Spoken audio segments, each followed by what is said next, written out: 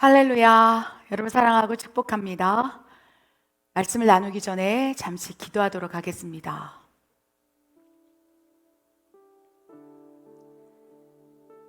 하나님 아버지, 우리의 소원이 우리의 인생 가운데 성령 하나님이 더욱 나타내어 하나님 살아계심을 느끼며 사는 것입니다. 하나님이 살아 역동적으로 역사하시며 우리 삶 가운데 깊숙이 개입하는 것을 느끼며 사는 삶, 그것이 하나님 나라의 자녀의 삶이 아니겠습니까? 아버지여, 그러나 우리가 분별치 못함으로 우리가 하나님의 나타나심을 오히려 회방하고 있는지도 모르겠습니다. 주님, 성령님이 나타내실 때 어떠한 특징이 일어나는지 아버지, 우리가 분별하게 하여 주시옵소서. 그리하여 행여라도 악한 영이 우리 삶 속에 역사할진대 우리가 깨닫지 못함으로 하나님과 멀어지는 우리를 범하지 않도록 주여 우리의 영을 열어주시옵소서. 우리의 영의 눈을 열어주시옵소서. 영의 귀를 열어주시사 한순간도 주님의 음성을 놓치지 않게 하여 주시옵소서. 주님, 오늘 말씀을 통하여 성령님과 악령이 나타날 때 분별할 수 있도록 우리에게 하나님의 지혜를 부어 주시옵소서. 부족한 종에게 하나님의 말씀을 허락하여 주시옵소서. 내가 나사렛 예수의 이름으로 명하노니 하나님의 말씀을 회방하는 어둠의 권세는 떠나갈지어다. 하나님, 부족한 종의 혀를 붙잡아 주시옵소서. 성령님, 오직 성령님만 나타내어 보여 주시옵소서. 그리하여 이 말씀의 능력으로 우리 모두가 살아날 수 있도록 종을 복종시켜 주시옵소서. 그렇게 하실 하나님을 사랑합니다. 오직 주님만 신뢰합니다. 하나님 감사합니다. 이 모든 말씀 우리 주 예수 그리스도 이름으로 감사하며 기도드립니다. 아멘. 오늘 말씀은요, 성령님과 악한 영의 나타남, 드러남의 분별과 또 행여라도 나타났을 때 대처 방법, 세부적으로 좀 말씀을 살펴보기를 원합니다. 성령님과 악한 영에 대해서 어떻게 드러나고 어떻게 나타나는지 사실 우리가 분별하지 못한다는 거예요. 또 최근에 또 메일을 통해서 또 여러 가지 악한 영이 드러나고 또 그것이 분별하지 못함으로 정신질환이라고 생각하여 그 자녀를 또한 또 관역을 맞춰 치유와 회복의 시기를 놓치는 경우도 무수히 많이 봅니다. 그래야 우리는 이 마지막 시대에 사는 우리가 반드시 갖춰야 할 영성은 바로 분별이라는 것입니다. 그런데 영적인 것은 영적인 분별하고 분별의 근원이 바로 성령님이어야 된다는 것입니다. 그래서 성령님을 통하여 영의 눈이 열려서 성령님의 시선으로 보는 것, 그것이 바로 영안이 아니겠습니까? 성령이 내 안에 내주하심으로 성령님을 통하여 영의 귀가 열려서 성령님을 통하여 함께 듣는 것, 이것이 영의 귀가 아니겠습니까? 그래서 영의 눈이 열리고 영의 귀가 열리고 성령이 말하게 하심에 따라 영의 입술이 열릴 때 진정한 하나님 나라, 성령님께 통치받은 하나님의 자녀의 삶을 살아갈 수 있다는 것입니다. 그런데 쉽지 않다는 거예요. 그리고 또한 성령님이 나타나신 거하고 악령이 드러난 거하고 우리가 실제적으로 분별을 못할 때가 있어요. 그래서 마지막 때 이 미혹의 시대는요, 거짓 선지자들이 불같이 일어나서 마치 성령의 역사처럼 성령의 사역처럼 우리를 미혹하고 교란시킨다고 얘기했어요. 늘 말씀드리지 않습니까? 어둠의 세력도 권세가 있다는 것입니다. 주여 주여, 내가 주의 이름으로 귀신도 쫓아내고 선지자 노릇하고 예언하며 병을 고쳤습니다 했을 때 나는 너희를 모른다, 불법을 행하는 자들아 내게서 떠나가라. 그래서 우리가요, 정말 이 마지막 때 필요의 영성 가운데 분별이 필요할진데 무엇보다도 오늘은요, 성령과 악령의 나타남, 분별이 필요하다는 것입니다. 다른 누구에게가 아니라 어쩌면 거짓 선지자들이 출만하고 마지막 때에 주의 오실 기회, 정말 내가 그리스도다, 내가 그리스도다, 기적과 표적을 일으키면서 우리를 현란시키는 많은 무수한 세력들이 요한일서 4장 1절에 나타난다고 그랬어요. 성행할 것이라. 주변에 눈을 돌리면 그런 사람들이 불같이 일어난다고 했어요. 그래서 경계하라, 깨어, 근실하라. 그래서 다른 사람을 이 성령님의 역사인지 성령님의 나타나인지 악한 영의 역사인지를 분별하기 전에 가장 먼저 나부터 분별하는 훈련을 해야 하겠다는 것입니다. 성령의 나타나심과 악령의 드러남이 생각보다 분별하기 어렵습니다. 왜 그렇습니까? 눈에 보이지 않기 때문에, 영으로 존재하기 때문에. 그리고 성령님에 대해서 알지 못한다면 어쩌면 악령이 나타나고 드러날 때 그것을 성령의 사역, 성령의 역사라고 우리가 오인할 수 있다는 것입니다. 그래야 무엇보다도 우리는 성령님을 사모해야 되겠습니다. 성령, 성스러운, 성결한, 거룩한 영이라는 거예요. 그리고 악령, 악하고 더럽고 추악하고 모든 세상에 우리의 혀에서 말할 수 있는 가장 나쁜 단어들, 그렇죠?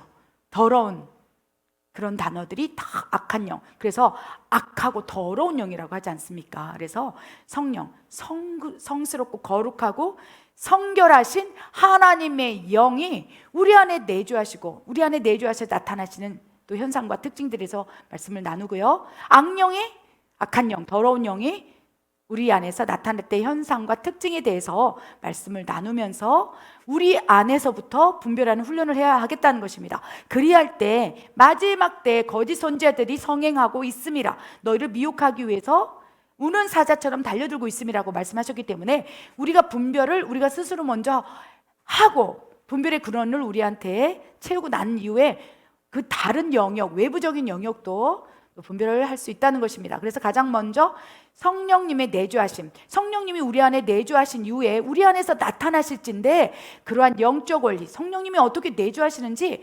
우리가 생각보다 모를 때가 많아요. 깜짝깜짝 놀라요. 우리 멕시칸 성도들에게도 하나님 몇 분이십니까?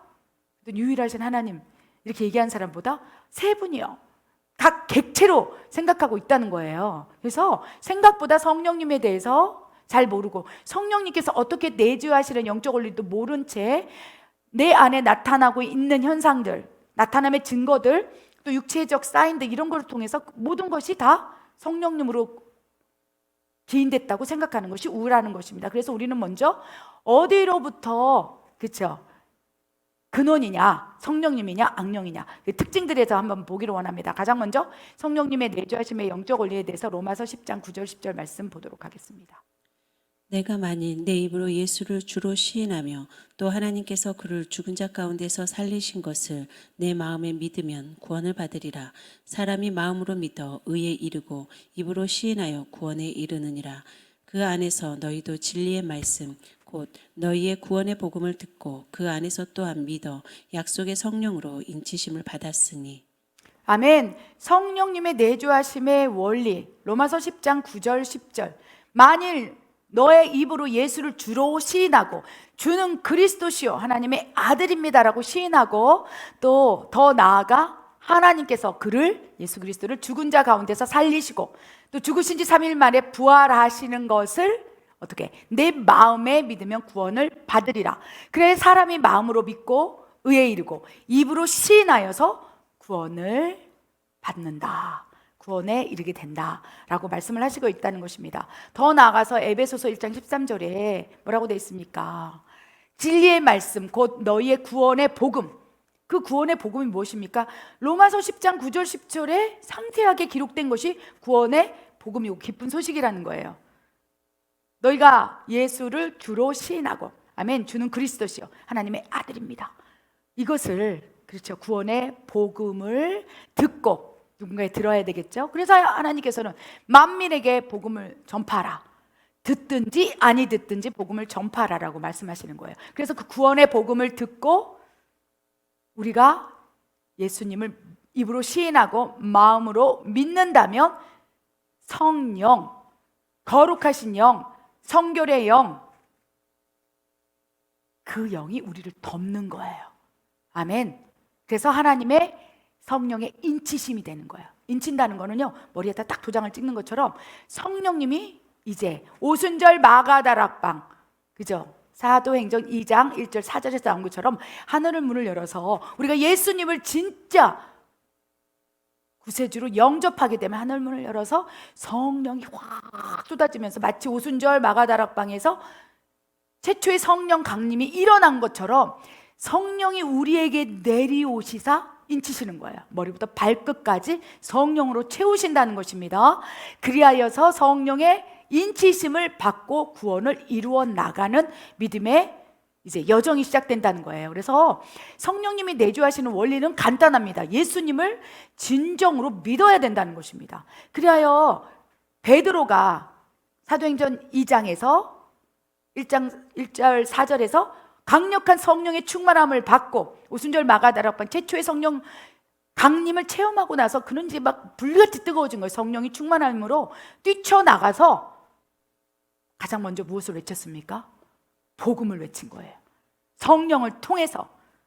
저나 구원받을 이름은 예수 그리스도밖에 왜? 우리 에베소서 1장 13절에 뭐라고 됐습니까? 너희가 구원의 복음을 듣고 믿고 아멘? 입으로 시인한다면 또 베드로에게 내리신 성령님이 최초의 성령 강림에 120문도에게 내린 성령이 이제 공정하시고 공평하신 하나님께서 모든 이에게 복음을 듣는 모든 이에게 듣고 믿는 모든 이에게 내리기 때문에 그리하여 성령으로 인치심을 하기 때문에 베드로가 가장 먼저 뛰쳐나가는 거예요. 외치는 거예요.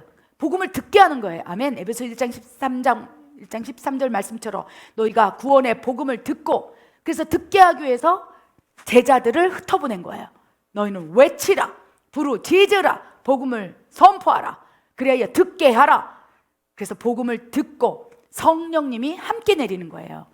그래서 오순절 마가다락방에 최초 강림의 성령 이후에 누군가에게 복음을 전했을 때 그가 듣고 믿고 시인한다면 진정으로 예수님을 영접한다면 거룩의 영이신 성령, 성결한 영이신 성령님께서 확 인치시면서 머리부터 발끝까지 확 부으시는 거예요. 그래서 인쳐주시는 거예요. 보호막을 탁 치는 거예요. 아멘. 보호막을 치면서 이제 자신이 죄인인 걸 보게 한다는 거예요. 성령이 인쳐주시면서 우리를 감싸시면서 우리 안에 내주하시기 위해서 준비하시면서 우리 안에 죄성들을 인쳐주시면서 성령으로 성결의 영, 거룩의 영으로 딱 덮으신 이후에 그 순간 죄에 대해서 의에 대해서 심판에 대해서 알려주시면서 자신이 죄인인 거를 깨닫게 한다는 거예요. 그래야 그의 입에서 시인하게 만든다는 거예요. 나는 죄인이로소이다. 주여 내게서 떠나소서. 그래야 성령님이 내주하시는 조건은요 결국 내가 죄인인 것까지 고백할 때 비로소 성결의 영이시고 거룩의 영이시고 성스러운 영이신 성령님이 내 안으로 들어와 완전한 인침을 이루어 나갈 수 있다는 것입니다. 아멘. 그래야 우리가 너무 쉽게 나는 예수님 믿어 그러면 성령이 내주한다고 생각하는데 절대 아니라는 거예요. 절차가 있어요. 복음을 듣고 믿고 시인하고 성령님의 거룩한 영 안에 이렇게 보호막을 치고 인치심을 받은 후에 그 다음에 회개의 영이 부어지고 우리가 진정으로 성령 안에서 그 안에서 우리가 죄인인 것을 고백하고 그럴 때 그 죄가 고백하고 회개할 때 하나님께서 죄가 있으나 없다고 칭해준다 하면서 거룩의 영이신 성령이 우리 안에 내주하실 수 있다는 것입니다. 이 신칭이 죄가 있으나 죄가 없는 것으로 인정하여서 내가 너희 안에 들어와 함께 먹고 마시며 너를 가르치리라. 이것이 성령님의 내주하심의 원리라는 것입니다. 기억하시기 바랍니다. 여러분 이 과정을 통해서 성령님이 내주하셨습니까? 축복합니다. 성령님이 내주하신 것이 이 세상에서 받을 수 있는 가장 큰 축복입니다. 그런데 문제는 우리 안에 악령이 또 통치할 수 있다는 것입니다. 우리 악령이 통치할 때 영적인 원리에 대해서 말씀을 나누도록 하겠습니다. 가룟 유다를 통해서 우리가 예화를 살펴봅시다. 요한복음 13장 2절부터 쭉 봅시다. 읽겠습니다. 마귀가 벌써 시몬의 아들 가룟 유다의 마음에 예수를 팔려는 생각을 넣었더라. 그때 12 중에 하나인 가롯 유다라 하는 자가 대제사장들에게 가서 말하되 내가 예수를 너희에게 넘겨주리니 얼마나 주려느냐 하니 그들이 은 30을 달아주거늘 그가 그때부터 예수를 넘겨줄 기회를 찾더라. 12 중에 하나인 가롯이니라 부르는 유다에게 사탄이 들어가니. 아멘. 우리 악한 영, 악령의 침투의 원리에 대해서 가룟 유다의 예화를 저는 참 많이 듭니다. 왜냐하면 가룟 유다의 행적 가운데 악한 영이 침투하는 모든 과정이 다 녹아져 있는 거예요. 그래서 사울 왕, 그리고 가룟 유다, 아나니아, 삽비라 이렇게 사탄이 그에게 들어감에 그렇게 표현되어 있는 그 말씀을 곰곰이 살펴보면요, 악한 영의 침투의 영적 원리가 그대로 나타난다는 거예요.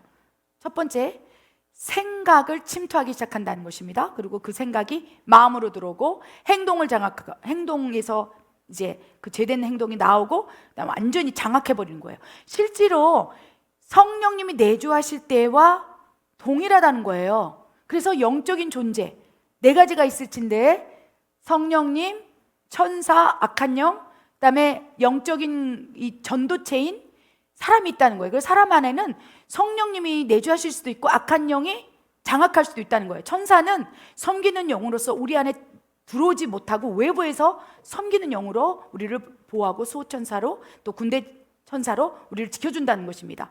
그리하여 우리 안에 침투, 우리 안에 내주하는 대상은 성령님과 악한 영이 있을진데 성령님도 생각을 통해서 들어오신다는 거예요. 생각을 통해서 역사하신다는 거예요. 복음, 아멘. 생각을 듣게 하시는 거예요. 그런데 악한 영도 침투 방법이 똑같아요. 생각을 침투시킨다는 거예요. 사람을 통해서 어떠한 도구를 통해서 침투하기도 하겠죠. 그러나 사탄은요, 본성상 자기가 직접 생각을 침투하게 만들어요. 그래서 사단이 속삭이는 거예요. 어떻게? 가룟 유다에게 생각을 넣어준 것처럼. 그래서 요한복음 13장 2절에 생각의 침투가 시작된다는 거예요. 마치 성령님이 내주할 때 복음의 생각, 그래서 예수는 그리스도다, 이것이 생각으로 내 혼의 지성에서부터 시작되지 않습니까? 복음이 들어오는 것도 성령님 내주 원리도 마찬가지라는 거예요. 그리고 마음으로 믿고 행동하고 또 내주하시는 거하고 똑같은 원리로 누가복음 요한복음 13장 2절에 어떻게 돼 있습니까? 마귀가 벌써 가룟 유다의 마음에 예수를 팔려는 생각을 넣었더라. 누가 넣었습니까? 예수님이 그리스도고 하나님의 아들이라는 건요, 성령님께서 스스로 일하시면서 우리에게 생각을 줄 수 있어요. 성령님의 감동으로. 그러나 너희는 복음을 전파하라. 그러니까 예수 그리스도를 전파하는 거예요. 듣게 하는 거예요. 생각을 듣도록 하는 거예요. 근데 마귀도 똑같다는 것입니다. 그런데 여기서 다른 특징은 원수 마귀 사탄은요, 직접 가룟 유다에게 생각을 집어넣는다는 거예요. 그래서 눈에 보이지는 않지만요, 우리가 영안을 열어서 보게 되면 우리의 생각을 침투하기 위해서 지금 쉬지도 먹지도 졸지도 않은 채 계속적으로 생각을 침투하고 있어요. 여러분 지금 이 설교를 들으면서 어떤 생각을 하십니까? 오만 가지 생각을 하고 계시는 거예요. 어떤 생각을 하세요? 여러분 경계해야 된다는 것입니다. 그리하여 요한복음 13장 2절에 가룟 유다의 마음에 예수를 팔 생각을 탁 넣고 생각이 침투가 들어간 거예요. 그때 생각의 침투가 이제 어디로 마음에 들어간 거예요. 가룟 유다의 마음의 생각을 딱 침투했을 때 두 가지 반응이 나타날 수 있다는 거예요. 그 생각을 받을 수도 있고 받지 않을 수도 있어요. 침투를 통해서 공격을 했으나 그걸 쳐낼 수 있다는 것입니다. 그런데 문제는 내 안에 죄성의 통로가 있고 죄의 틈새가 있다면 그 생각이 굉장히 달콤한 생각, 합리적인 생각, 이성적인 생각, 좋은 생각, 자신에게 유익이 되는 생각, 자신의 재물, 성공, 명예를 도와줄 수 있는 놀라운 획기적인 아이디어로 생각이 들어올 수 있는 거예요. 사탄이 어떤 생각을 넣어주잖아요. 그게 다 나쁜 생각이 아니라는 거예요. 사탄에게 유도하고 끌어낼 수 있는 그 사람의 합당한 죄된 생각, 또 상식적인 생각을 탁 넣어서 그 생각이 어디로 침투됩니까? 다음에 마음으로 침투되는 거예요. 그런데 그 생각을 받느냐 안 받느냐는요, 그 사람의 마음에 어떠한 생각이 축적되어 있느냐. 그래서 하나님에 대한 생각이 있으면 이것들이 쳐내지는 것이고, 그렇지 않다면 이 생각의 침투가 그 마음으로 들어오게 된다는 것입니다. 그래서 마음으로 들어오면서 이제 행동이 이제 시작되게 될 수 있다는 거예요. 그래서 마태복음에 보면 가룟 유다가 이렇게 얘기하지 않습니까? 내가 예수를 너희에게 넘겨주려니 얼마나 주려느냐. 그 생각은 어디로부터 비롯됐습니까? 분명히 요한복음 13장 2절에 사탄이 가룟 유다에게 생각을 집어넣었다고 됐어요. 사탄으로부터 받은 생각이 마음으로 들어왔고, 이제 그 마음에 담긴 생각을 묵상하고 생각하고 또 마음에 담아두고 또 생각하고 또 아침마다 일어나서 그 생각을 하고 그 생각을 하고 계속할 때 이제 마음에 담겨진 사탄이 집어넣은 그 생각이 침투가 강력해서 뿌리를 내리는 거예요. 여러분, 뿌리가 내지 않으면요, 내리지 않는 상태에서 예수의 이름으로 이 생각을 주는 어둠아 권세 떠나가라 그러면 바람에 나는 것처럼 우리 마음 안에 사탄이 침투된 생각이 들어왔다 할지라도 훅 날아갈 수 있어요. 그런데 그 생각, 마귀가 가룟 유다에게 탁 집어넣었던 그 생각을 계속적으로 묵상하고 또 생각하고 또 생각하면 그게 뿌리를 내려요. 여러분, 무슨 말씀인지 아십니까? 콩나물 그냥 시루에 올려놨을 때는요, 뿌리 내리지 않아요. 근데 계속 물을 주는 거예요. 물을 주고 양분을 주고 물을 주고 양분을 주면 뿌리가 밑으로 내려오면서 이제 어떻게 됩니까? 뿌리가 생긴다는 거예요. 씨앗도 마찬가지예요. 물과 양분을 주면서. 근데 그 물과 양분을 주는 이가 성령님이면 성령의 사람으로, 하나님께 속한 사람으로 무럭무럭 자라나겠지만, 마귀가 넣어준 생각을 생각하고 또 묵상하고 물과 양분을 줄 때마다 계속 마음으로 빨려 들어간 다음에 마음에서 깊이 뿌리가 내린다는 것이죠. 영적 원리를 이해하시기 바랍니다. 그리하여 사탄이 집어넣은 생각이 마치 뿌리가 깊게 내려서 내 혼의 영역과 육체의 영역에 장악하기 시작해요.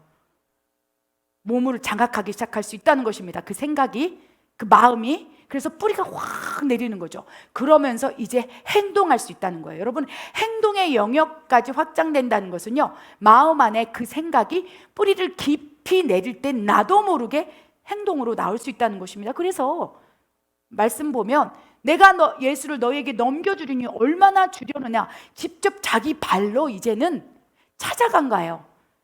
예수를 팔면 얼마나 될까? 생각을 사탄이 집어넣었을 때 마음에 뿌리가 내리고 이제는 자기 발로 찾아가는 거예요. 이때는 사탄을 탓할 수 없다는 거예요. 그래서 하나님께서 사탄의 역사에, 생각의 침투, 그 다음에 마음에 뿌리가 내리고 나서 행동함으로 죄를 지었을 때 하나님 앞에 너희는 성토할 수 없다고 말하는 거예요. 내 잘못 아니에요. 사탄이 나에게 생각을 넣어줘서 내가 이런 생각을 한 거예요. 하나님께서 우리에게 이렇게 물어보시고, 그렇다면 너는 잘못이 없다고 생각하느냐? 가룟 유다라면, 가룟 유다야, 네가 직접 예수를 넘겨주면 얼마나 내가 받을 수 있냐고 네 발로 찾아갔다. 행동한 것은 사탄이 아니요 바로 너니라. 그리하여 우리가 사탄의 충동, 생각의 침투, 그리고 마음의 뿌리를 내서 정말 사탄이 원하는 대로 그 길을 갔다면 결국 하나님 앞에 심판대에 있었을 때 책망받는 이는 사탄이 아니라 사람인 거예요. 한 번 죽는 것은 사람에게 정해진 것이요 그 이후에는 심판이 있으리니 누구든지 생명책에 기록되지 아니하는 자는 불못에 던져지리라. 실제로 우리가 죽고 나서 심판대에 섰을 때 우리는 그렇게 성토할 수 있어요. 사탄이 나에게 생각을 넣어줬어요. 가룟 유다도 사탄이 나에게서 예수를 팔 생각이 넣어줬어요. 성경에도 기록되어 있잖아요. 그럴 때 하나님께서 가룟 유다에게 어리석고 참 어리석은 인생이로다. 네가 직접 찾아가지 않았느냐, 네가 행동하지 않았느냐. 그리하여 생각의 침투, 그리고 마음에 뿌리 내리는 것까지는요 그래도 행동하지 않기 때문에 하나님 긍휼히 여기신다는 거예요. 그런데 그 마음의 뿌리가 깊숙이 내려서 이제 사탄의 뜻대로, 사탄의 생각대로 행동하기 시작한다면 그때부터 그 죄의 징계, 죄의 심판은 우리가 받게 되는 거예요. 그래서 사탄을 책망할 수 없는 거예요. 아멘. 그렇기 때문에 우리는 늘 경계해야 된다는 것입니다. 그리고 행동하기 시작하면서부터 이제는 어떻게 됩니까? 장악이 시작된다는 거예요. 그래서 누가복음 22절 3절에 뭐라고 돼 있습니까? 12 중에 하나인 가롯이라 부르는 유다에게 사탄이 들어가매. 사탄이 들어가고 악한 영의 침투 원리는 간단합니다. 생각, 그리고 마음의 뿌리가 내리고 그 마음의 뿌리가 내려서 묵상하여서 그것이 행동으로 나가기 시작하고 그 다음부터 그 죄된 행동 속에서 그때라도 회개를 한다면 하나님께서 마음의 뿌리를 흔들어서 복음을 넣어주고 성령의 임재를 넣어주셔서 회복이 될 수 있어요. 그런데 행동, 계속적인 반복적인 행동을 뛰어넘어서 이제 사탄이 생각, 마음, 그리고 그 마음의 뿌리 안에서 영, 혼육, 그렇죠? 우리의 혈육, 우리의 혼의 지성, 감정, 의지, 육체까지도 뿌리가 깊이 사탄의 영향력 안으로 들어가게 된다면 그 다음부터는 이미 영향력을 미치고 있는 그 생각의 침투를 통해서 그 다음부터 사탄이 그 안에 들어갈 수 있다는, 악한 영이 들어갈 수 있어요. 그 생각보다 악한 영에 장악된 사람이 너무 많아요. 그래서 숨겨진 뱀을 축출하라고 말씀하시는 거예요. 너희 안에 숨겨진 뱀이 있느냐? 너도 모르는 사이에 생각이 침투 당하였고 마음의 뿌리가 내려서 그 행동을 함으로 이제 사탄이 너희 안에 들어가서 역사하고 있다면 깨어 분별하라 라고 말씀을 하신다는 것입니다. 그래서 지금 우리는 성령님, 그 다음에 악령이 어떻게 내주하시고 어떻게 우리 안에 장악되어 가는 영적인 원리에 대해서 말씀을 나눠봤습니다. 여러분 경계해야 합니다. 아멘. 악한 영의 침투의 원리 살펴봤고 그 다음 말씀을 보기를 원합니다. 성령님이 내주하시고 나타났을 때의 현상과 특징들에 대해서 말씀을 보기를 원합니다. 읽겠습니다. 오순절 날이 이미 이름에 그들이 다 같이 한 곳에 모였더니 호련히 하늘로부터 급하고 강한 바람 같은 소리가 있어 그들이 앉은 온 집에 가득하며 마치 불의 혀처럼 갈라지는 것들이 그들에게 보여 각 사람 위에 하나씩 임하여 있더니 그들이 다 성령의 충만함을 받고 성령이 말하게 하심에 따라 다른 방언으로 말하기를 시작하니라. 아멘. 저는 매번 설교할 때마다 여러분에게 말씀드리지만 사도행전 2장 1절 4절 이 말씀이 전 온 세계 모든 80억 인구에게 다 적용이 되기를 원합니다. 그래서 이 땅에 하나님 나라 통치가 일어나기를 원합니다.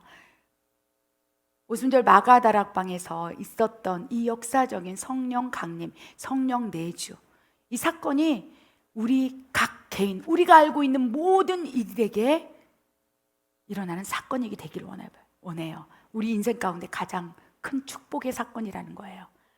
얼마나 많은 사건 사고가 있습니까? 무수히 많은 일들이 하루에도 몇백 건씩 일어납니다. 그런데 이 성령 내주의 사건, 놀라운 사건이라는 거예요. 성령님이 내주하시는 원리에 대해서는 살펴봤고요.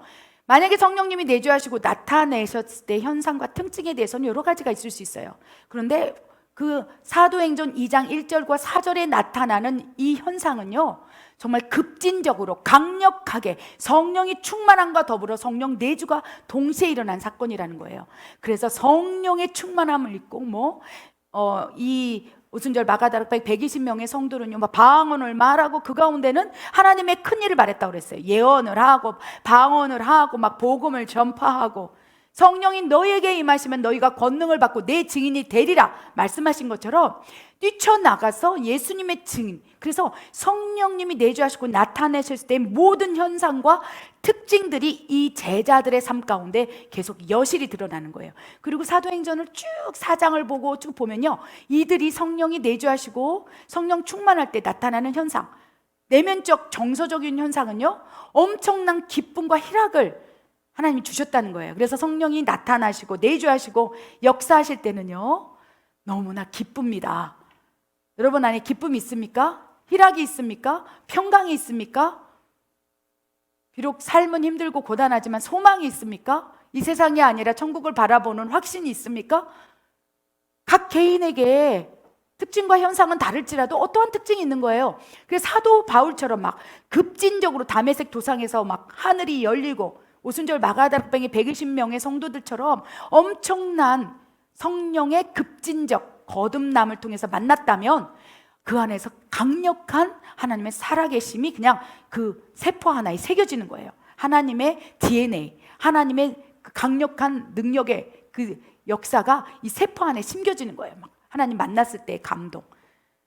그러나 다 급진적 거듭남, 즉 뭐 사도 바울이 만났던 성령 충만을 통해 만난 또 오순절 마가다락방 또 뭐 많은 사람들 있지 않습니까? 그런 사람들처럼 또 급진적으로 막 강력하게 성령의 불을 받는 사람도 있겠지만 그렇지 않는 경우도 많다는 거예요. 그래서 성령님께서 강하게 사도 바울처럼 역사하신다면 우리는 그 나타나심 속에 내가 경험한 체험한 하나님의 나타나심의 영역을 내가 깨닫는 거예요. 내 혼과 육의 영역으로 깨닫는 게 아니라 내 영에서 각인돼 버리는 거예요. 내 영과 혼과 육이 완전히 하나님의 살아계심, 하나님의 나타나심, 성령이 내주하실 때 그 엄청난 성령의 불에 의한 능력, 그리고 그 위에 나타나는 현상, 특징, 기쁨, 복음 전파, 엄청나게 소용돌이처럼 나를 이끌고 가기 때문에 의심하지 않고 악령이 나타났을 때 그걸 쉽게 분별할 수 있다는 거예요. 그런데 비둘기처럼, 바람처럼 나도 모르는 사이에 어디서 오는지 알 수 없는 상태에서 성령님이 내주하신 거예요. 성령님이 내주하셨는지 누가 아십니까? 하나님은 아셔요. 내 딸에게 성령이 내주 하나님만 아셔요. 그런데 막 사도 바울처럼 강하게 만나면 나도 알고 그 주변에 있는 사람도 알아요. 엄청난 삶의 변화가 일어났기 때문에, 변혁이 일어났기 때문에 주변 사람도 알고 그 사람도 알고 하나님도 아시고, 그렇기 때문에 믿음 생활하기가 쉽다는 거예요. 분별이 쉽다는 거예요.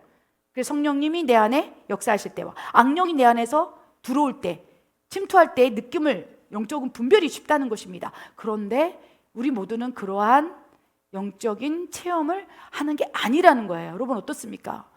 여러분은 강력한 성령 체험이 있으십니까?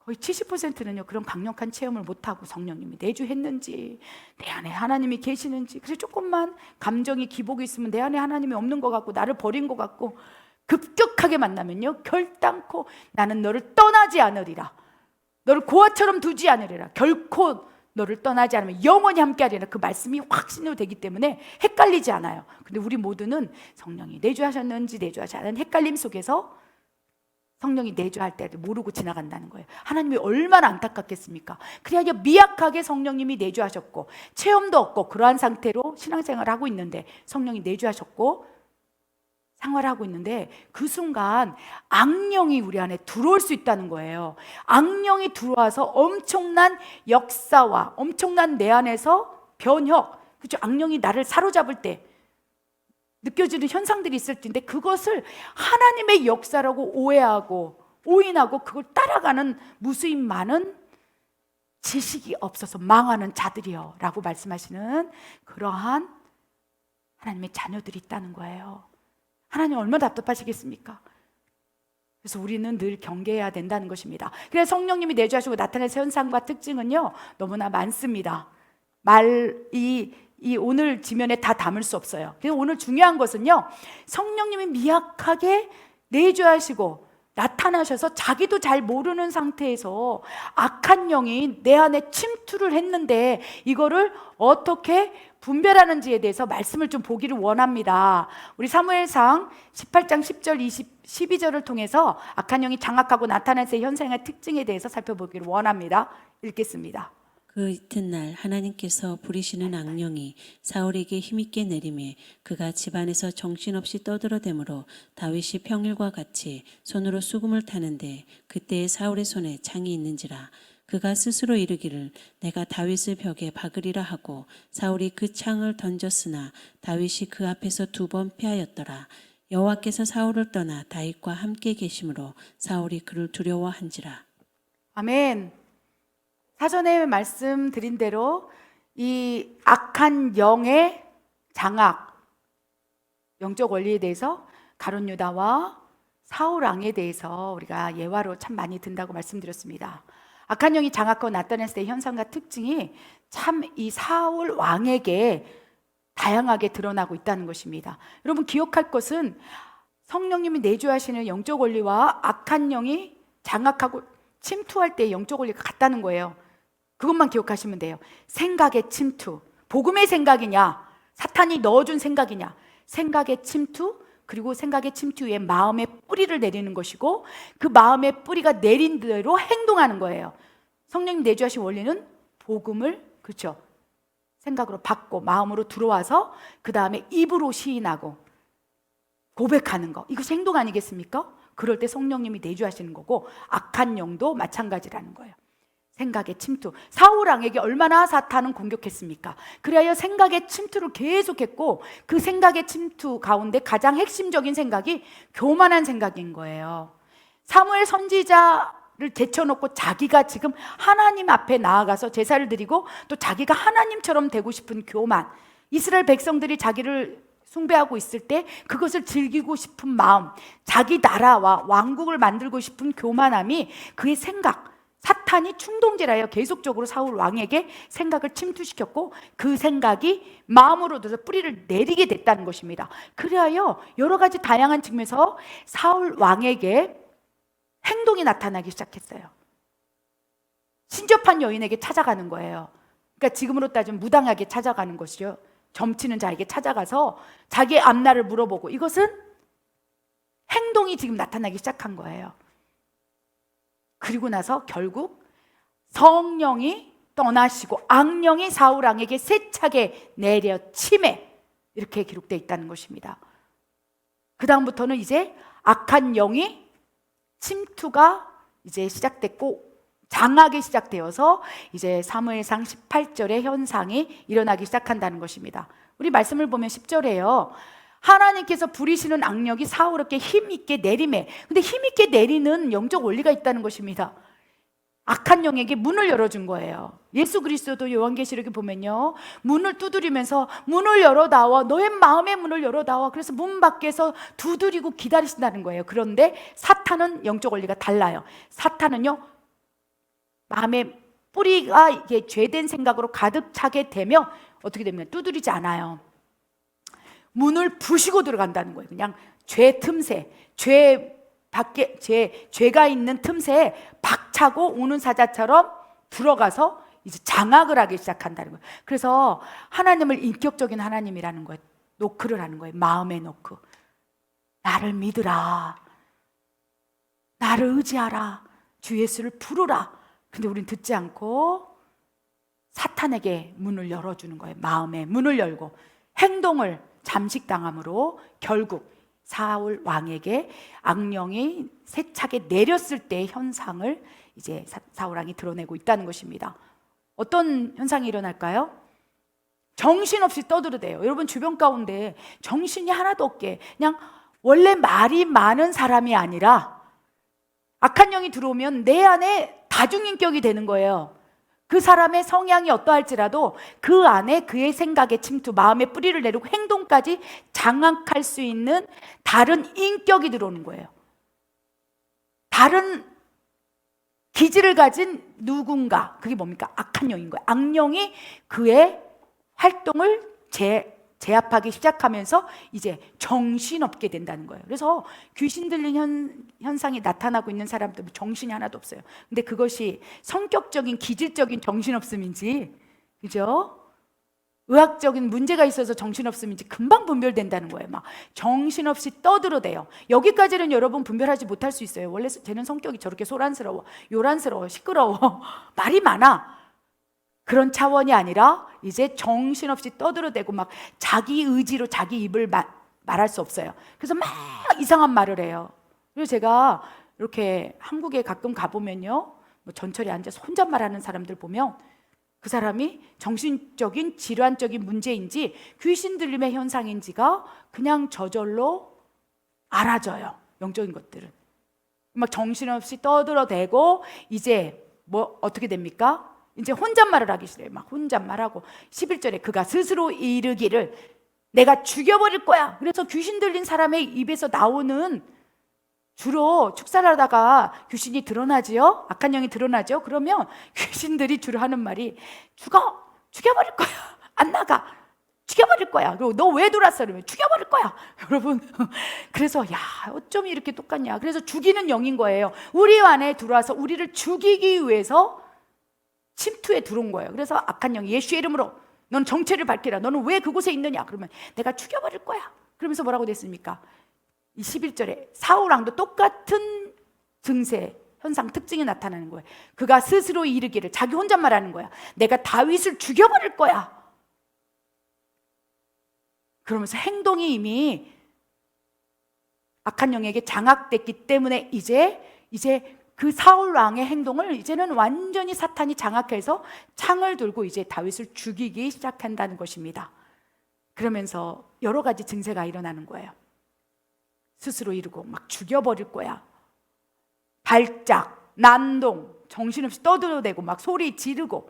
그런데 또 놀라운 거, 귀신 들린 현상을 특징이 나타난 사람들 보자는, 그럴 때 막 괴팍할 때는 사울알처럼 막 누군가를 죽일 듯이 달려들고 살기가 느껴지고, 막 어쩔 때는요 이 눈동자도 막 휙 뒤집어지고 여러 가지 이상한 증상이 나타납니다. 그러다가 또 악한 영이 잠잠해질 때는요 또 어떤 증상이 일어나냐, 12절에 증상이 일어난다는 거예요. 사울에게 극심한 두려움이 이제 엄습하기 시작해요. 악한 영이 막 장악이 강해지고, 또 역사하는 막 힘이 강해질 때는 정신없어요. 거라사 광인처럼 괴력을 발휘하기도 하고 엄청나게 발작을 하기도 하면서 그 순간이 폭풍처럼 지나고 나면 덜덜 떨고 있는 거예요. 그래서 악령에 사로잡힌 누군가를 볼 때는요 막 떨면서 무서워. 그럴 때는요 얼마나 하나님의 그 자녀를 보기에 얼마나 마음이 안타까울까. 무서워요. 여러분 그거 보셨습니까? 그래서 그런 자녀들이요 극과 극의 행동을 하면서 다중인격으로 살아가는 거예요. 그 안에 성령님의 인격이 부어져서 하나님의 자녀의 삶을 살아야 할진데, 너희를 죽이고자 달려드는 죽이는 영의 인격이 들어가서 가장 먼저 너희가 먼저 죽는다는 거예요. 그래서 그 죽이는 영, 악령이 우리 안에 침투되면요 누군가를 죽이기 위해서, 마치 사울왕이 다윗을 창으로 던져서 죽여버릴 거야 하는 것처럼, 그렇게 남을 향한 죽이는 영의 영향력을 발산하고 가장 먼저 자기를 죽이기 위해서 그렇게 잠식하기 시작한다요. 그 폭풍의 시간이 지나고 나면 두려워 떠는 거예요. 여러분 주변에 악한 영이 장악하고 나타났을 때 현상과 특징들을 보이는 사람이 있습니까? 사울 왕이 장악할 때의 현상과 특징을 드러내고 나서 아마도 성경에 기록되어 있지 않지만 왕궁에서 홀로 있으면서 두려워 떨었을 거예요. 두려워. 그래야 사울 왕이 두려워한다는 그 말씀을 많이 기록해놨어요. 두려운 거예요. 무서워. 내가 미친 거 아닌가? 내가 왜 이런 행동을 하지? 그러다가 또다시 악령이 사로잡히면 또 가서 그런 일을 하는 거예요. 또 다윗을 죽이려고 하고 또다시 제정신을 차리고 나면 두려워 떠는 거예요. 그리고 다윗에게 찾아가서 미안해, 내가 잘못해서 다시는 안 그럴게. 그러다가 돌아서면 또 두려움에 떨고. 하나님 보시기에, 우리 사람이 보기에는 만신창이고 이제는 구제불능이라고 버린 그런 사람이라는 거예요. 너무나 다중인격으로 사람들 너무나 힘들게 하기 때문에 버려버리는 거예요. 마음에서 지워버리고, 나 저 사람하고 이제 교제하고 싶지 않아, 차단해버리고. 그런데 하나님 보기에는요 그 사울왕을 바라보시고 가룟 유다를 바라보시고, 누군가 악령에 시달려서 막 어느 순간에 두려워 떨면서 울고 있는 그 자녀를 바라보면서 내가 너를 도와줄 거야, 내가 너를 지켜줄 거야. 그것이 바로 잃어버린 양이라는 거예요. 얼마나 많은 어둠의 권세가 우리를, 하나님과 관계를 끊어놓기 위해서 대적하며 들어옵니까? 누구도 이 영역에서 나는 안전해, 나는 절대로 악한 영이 나를 공격하지 못할 거야, 어떻게 장담합니까? 악한 영의 침투 원리는 너무 심플해요. 덫이 깔려 있어요. 생각의 침투. 얼마나 무수히 많은 생각을 합니까? 그 생각 가운데 얼마나 많은 죄된 생각이 있어요. 그거를 내가 지뢰처럼 밟을 수도 있다는 거예요. 생각을 넣어줬을 때, 가룟 유다처럼 넣어줬을 때, 사울 왕에게 넣어줬을 때 우리가 그 생각을 그냥 내 생각이처럼 받고 마음에 뿌리를 내리고 어느 순간 행동에 장악이 되었지만 드러나지는 않지만 숨어있는 뱀이 있을 수 있다는 것입니다. 그럴 때 기억하시기 바랍니다. 사람은 그 귀신 들리고 악한 영이 장악하고 발작을 하고 있는 가룟 유다 같은 사람은 버려요. 자기 스스로도 미워하고 자기 스스로 증오하고 자기 스스로 죽이는 영에 장악되어서 둘 다 자살하지 않았습니까? 가룟 유다도 목열막을 자살했어요. 죽이는 영의 장악의 결과는 자살이고 죽음이고 사망이라는 거예요. 사울 왕도 결국은 자살한 거예요. 그래서 하나님이 그러한 사람들을 바라볼 때 어떻게 바라보는지 그 시선을 우리가 갖기를 원한다는 거예요. 사람의 시선으로 볼 것이냐, 하나님의 시선으로 볼 것이냐, 이것이 지금 우리에게 주시는 메시지예요. 어쩌면 제가 그런 현상과 특징이 일어날 수 있고 우리 누구나 있을 수 있다는 것입니다. 그러할 때 우리가 어떻게 대처해야 될까요? 우리 대처하는 방법에 대해서 우리 정리한 말씀을 읽겠습니다. 성령님의 나타나심인지 악령의 드러남인지 분별하라. 예수님 이름으로 대적하라. 예수님의 보혈을 뿌리고 덮고 선포하라. 하나님의 임재를 구하고 성령의 충만함을 채우라. 아멘. 오늘 기억할 말씀, 영적 원리입니다. 성령님이 내주하심의 영적 원리, 악한 영의 침투 원리, 그리고 악한 영에게 사로잡힌 그 자녀를 바라보는 하나님의 시선, 그리고 그런 악한 영이 누군가에게, 내가 될 수도 있습니다, 우리가 될 수도 있습니다, 우리 사랑하는 가족이 될 수도 있다는 거예요. 그러한 누군가가 악한 영이 드러났을 때 대처 방법, 이것만 기억하고 있다면 응급 조치가 될 거라고 믿습니다. 첫 번째, 성령의 나타나심인지 악령의 드러남인지 분별하라는 거예요. 분별 방법에 대해서 여러분 스스로가 분별해 보시기 바랍니다. 성령님은요, 희락이 있어요, 기쁨이 있어요, 평안해요, 평강이 있어요. 그러나 악령은 불안하고 초조하고 죽을 것 같아요. 그래서 살리는 영이신 성령님이 우리 안에 나타나게 되고 내주하시게 되면 살 것 같습니다. 살 것 같다. 환경은, 상황은, 조건은 똑같은데, 죽을 것 같은 힘든 고난인데 그냥 성령님이 내 안에 내주하시면 숨이 쉬어져요. 여러분 그런 경험을 느끼십니까?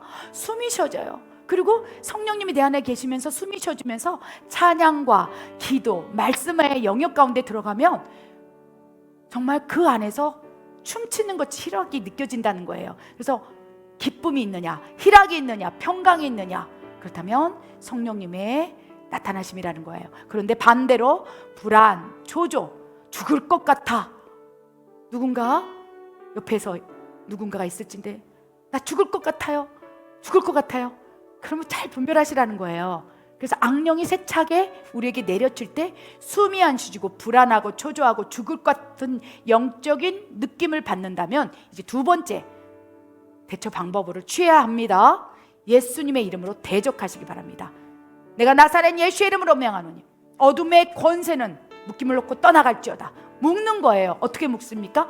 생각을 집어넣음으로 생각의 침투로 묶고 그 생각의 침투를 내가 마음으로 흡수하면서 마음에 뿌리게 내리면 이제 묶기 시작하는 거예요. 그래서 묶임인 거예요. 생각과 마음, 행동을 묶고 장악한다는 거예요. 그래서 여러분 기도할 때 내가 나사렛 예수의 이름으로 명하노니 어둠의 권세는 묶임을 놓고 떠나가라.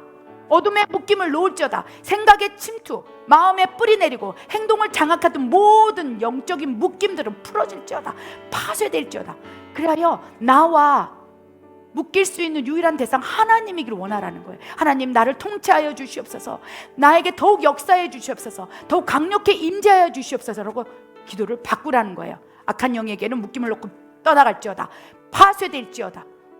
그리고 그 공간을 어떻게 됩니까? 성령님을 채우는 기도를 하라는 거예요. 그리고 세 번째, 예수님의 보혈을 뿌리고 덮고 선포하시기 바랍니다. 예수님의 보혈에는요 엄청난 능력이 있습니다. 죄사함의 능력, 죄사함을 받을 때 어둠의 권세가 떠나갈 수 있어요. 죄 없는 자에게 곁에 근접할 수가 없는 거예요. 죄와 어둠의 권세는 같이 움직여요. 죄가 있는 곳에 어둠이 있고 죄가 없는 곳에 성령님이 계시는 거예요. 그래서 내가 죄의 근원을 가지고 있는지 묵상하라는 거예요. 그런데 예수님의 보혈은 십자가에서 죽으심으로 우리의 모든 죄를 대속하시고 죄 사함의 놀라운 은혜를 풀어놓으셨기 때문에 보혈로 뿌리기 시작하면 죄 사함의 능력이 실현된다는 거예요. 나타난다는 거예요. 그래서 그 순간 예수님의 이름으로 묶임을 놓고 떠나가라, 묶임이 파쇄될지어다, 막 이렇게 기도하고 나서 그 다음에 예수님의 보혈을 뿌리는 거예요. 죄 사함의 보혈. 나와 죄와 상관없다 그러면서 회개하시면서 예수님의 보혈을 뿌리고 덮고 선포하고, 난 하나님의 자녀라, 나 너하고 상관없다, 예수의 이름으로 어둠의 권세는 떠나가라. 그러면서 계속적으로 어둠과 나와 상관없다고, 나는 이제 하나님의 자녀고 너와 상관없으니 묶임을 놓아라 계속 선포하면서 보혈로 뿌려댄다면 예수님이 십자가에 죽으시면서 죄사함에 또 그리고 사탄의 권세를 파쇄시켰기 때문에 그 능력이 2000년 전의 능력이 현실에서 일어난다는 것입니다. 믿음은 바라는 것들의 실상이에요. 그것을 믿음으로 받고 보혈을 뿌려대기 시작한다면 실상에서 일어난다는 걸 믿으시기 바랍니다. 그리고 나서 네 번째, 하나님의 임재를 구하기 바랍니다. 설령 하나님의 내주하심이 있다 할지라도, 성령님이 함께 계실 때 할지라도 그 안에서 이토록 악한 영이 장악하고 생각의 침투, 마음, 행동까지 역사하고 있다면 성령님이 계신다 할지라도 근심하시고 미약하다는 거예요. 그러니까 어떻게 해야 됩니까? 이제 악한 영을, 묶임을 파쇄시키고 보혈로 덮고 막 이러면서 그 다음에 네 번째는요, 하나님의 임재를 구해야 돼요. 더 강력하게 내주하여 주시옵소서, 더 강력하게 성령의 충만함을 부어 주시옵소서. 그러면서 하나님의 것으로 채우는 것까지 마무리 기도가 되어야 되겠다는 것입니다. 이것이 악한 영이 드러났을 때의 대처 방법이고 기도하는 방법이라고 저는 생각합니다. 그래서 여러분 삶 가운데 이 기도를 해보십시오. 여러분 스스로에게도 해보시고, 또 누군가 그런 분이 있다면 이 기도를 통해서 하나님 역사, 하나님의 기적을 맛보아 체험될 수 있도록 여러분 그렇게 기도하시기 바랍니다. 오늘의 이 말씀이 여러분이 인식하고 또 분별하고 또 실제적으로 생각에, 마음에, 행동으로 계속 훈련된다면 이제는 성령님의 통치가 강해져서 스스로 우리 안에 계신 성령님께서 이 모든 일을 행해 주실 거예요. 그 시작은 우리가 해야 돼요.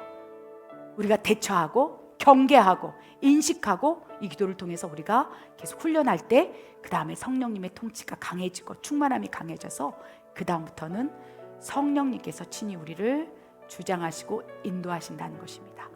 아멘. 오늘 말씀 여러분의 것으로 취하시기 바랍니다. 저는 제 것으로 취합니다. 그래서 오늘부터 더욱 기도하겠습니다. 여러분도 그래 하시기 바랍니다. 기도하겠습니다.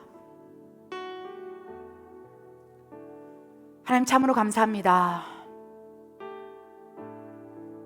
우리가 속았던 것이 얼마나 많았는지요. 내 안에 성령님의 내주가 미약함으로 분별하지 못하고 예수의 이름으로 떠나가라 외친 적도 있었습니다. 성령이 내주하심으로 육체의 진동, 손떨림, 여러 가지 다양한 증상과 현상과 특징이 나타났을 때 아버지 나도 모르게 사탄아 물러가라 하며 성령님의 일하심, 나타내심을 회방했는지 모르겠습니다. 또한 반대로 성령이 아니요 어둠이 나를 장악하고 있을진데 그것이 마치 성령인 것처럼 그 음성을 따라가며 분별하지 못할 때도 있었습니다. 하나님 무엇보다도 분별하게 하여 주시옵소서. 성령님 충만하게 임하시사 성령의 분별이 우리의 분별되게 하시고 성령 충만함으로 인하여 성령을 통하여 영안이 열려 그 영안을 통하여 더욱 분별하게 하여 주시옵소서. 그리하여 아버지요, 아버지 뜻대로 하나님 나라의 자녀의 삶을 살아낼 수 있도록 역사해 주시옵소서. 그렇게 하실 하나님을 사랑합니다. 하나님을 찬양드립니다. 이 모든 말씀 우리 주 예수 그리스도 이름으로 감사하며 기도드립니다. 아멘.